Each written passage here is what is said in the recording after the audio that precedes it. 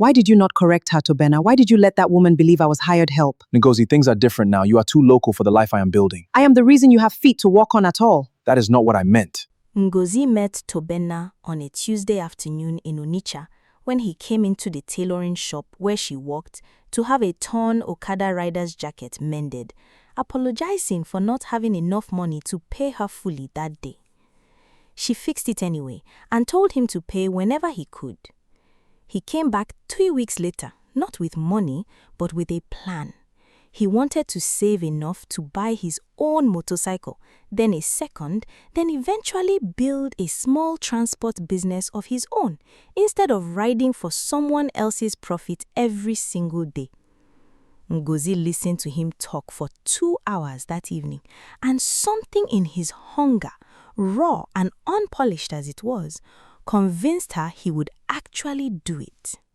She began giving him small amounts from her tailoring income, first as loans, then simply as investment, because within a year she had stopped thinking of Tobena as someone separate from her own future. She helped him buy his first motorcycle outright. When his second driver needed a machine 6 months later, she took a loan against her sewing equipment to help cover it, working double shifts to pay it back before her supplier noticed anything was wrong. She kept his books from the very beginning because Tobena, brilliant with people and machines, had never learned to read a ledger properly, and someone needed to know exactly how much money moved through the business each week if it was ever going to survive its own growth. The early years were brutal in ways people who did not live through them could never fully understand. There was the year local government officials demanded weekly bribes just to let Tobena's riders operate on certain routes, draining profits Ngozi had painstakingly tracked and protected. There was the fire that tore through the small compound where they parked the bikes overnight, destroying 4 of his 6 motorcycles and nearly ending the business before it properly began. Ngozi sold her mother's gold earrings, the only jewelry she owned, to help him rebuild without falling behind on the loans they had both signed their names to. There were nights she fed his riders from her own kitchen because they had worked a full day without eating, understanding instinctively that a business built on exhausted, hungry men could never truly thrive. There was also the year armed robbers attacked 2 of his riders on the Onitsha-Owerri road, stealing their motorcycles and leaving both men injured. And it was Ngozi who sat with their families in the hospital, who paid what medical bills she could from her own savings until Tobena's business could recover enough to reimburse her, who insisted the business absorb the cost of replacing the stolen machines rather than deducting it from the injured riders' already meager pay. A decision Tobena resisted at first, but eventually credited in those early years as the reason his drivers stayed loyal, even when larger competitors tried to poach them with slightly higher wages. 8 years. 8 years of Ngozi's hands doing 2 jobs at once, tailoring by day, bookkeeping by night. A woman stitching 2 different fabrics of survival together at the same time because Tobena's dream had somehow, quietly, without either of them fully naming it, become her own as well.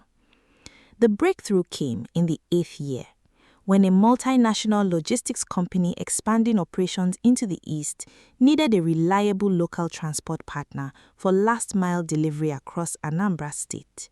Tobena's fleet, by then grown to 22 motorcycles and a small team of drivers Ngozi had personally trained on record-keeping and customer courtesy, won the contract after a rigorous vetting process that Ngozi herself had prepared every document for, staying up 3 consecutive nights to ensure his paperwork was flawless. The contract changed everything overnight. Tobena's net worth multiplied within months as the multinational company's payments began flowing in, and he was suddenly introduced to a world of Lagos business dinners, golf club memberships, and society functions that Ngozi had never imagined either of them would ever enter. At first, he brought her along proudly, introducing her at every function as the woman who built this business beside him. Ngozi remembers those early months fondly. New dresses she felt slightly foolish in, conversations with polished wives who spoke about things she did not fully understand. A strange new life she was cautiously beginning to believe belonged to her too. But something shifted as the months passed. Tobena's new business partners, sharp Lagos executives with foreign university degrees and effortlessly cosmopolitan wives, began to occupy more and more of his attention. And Ngozi noticed the subtle ways he started adjusting himself around them, softening his Onitsha accent, correcting his own grammar mid-sentence, laughing a little too eagerly at jokes he did not seem to fully understand. She noticed, too, the way his eyes would flicker toward her Ankara wrapper at these events, a fabric she had worn proudly her entire life, now seeming to embarrass him in rooms full of imported silk and tailored Western suits. The turning point came at a company gala celebrating the first full year of the multinational partnership, held in a glittering hall in Victoria Island that made the modest Onitsha compound where their business began feel like a different lifetime entirely. Ngozi wore her best outfit, a beautifully embroidered Ankara gown she had made herself, proud of the craft in every stitch. She stood beside Tobena near the entrance, greeting guests, when one of the partner company's executive wives approached, sized Ngozi up with a brief appraising glance, and asked Tobena directly, in a voice not nearly quiet enough, whether Ngozi was the help brought along for the evening. The room did not go silent, but Ngozi felt as though it had. She waited for Tobena to correct the woman immediately, to say the words that should have come without a single second of hesitation. This is my partner, the woman who built this business with me, the woman whose name is on the very first motorcycle registration this entire company grew from. Instead, Tobena hesitated. A pause of perhaps 3 seconds, but long enough, heavy enough for the silence itself to answer the question the woman had asked. She helps with some of our operations, Tobena said, and Ngozi felt something in her chest quietly, permanently close. She said nothing during the remainder of the event, smiling through the rest of the evening with a composure that cost her more than anyone in that hall could have understood. But that night, back at the modest flat they still shared, despite his growing wealth, Ngozi finally asked him the question she had been avoiding for months. Why did you not correct her, Tobena? Why did you let that woman believe I was hired help in a business I built beside you for 8 years? Tobena sat heavily on the edge of the bed, unable to meet her eyes, and when he finally spoke, his voice carried none of the gratitude Ngozi had spent 8 years believing was permanently woven into him. Ngozi, things are different now. I am moving in circles you were never prepared for. You are too local for the life I am building. I need someone who understands this new world, someone I do not have to explain or apologize for. Explain me? Ngozi repeated slowly, the words landing like stones. You needed 8 years of my hands in your books and my money in your motorcycles and my body feeding your hungry drivers.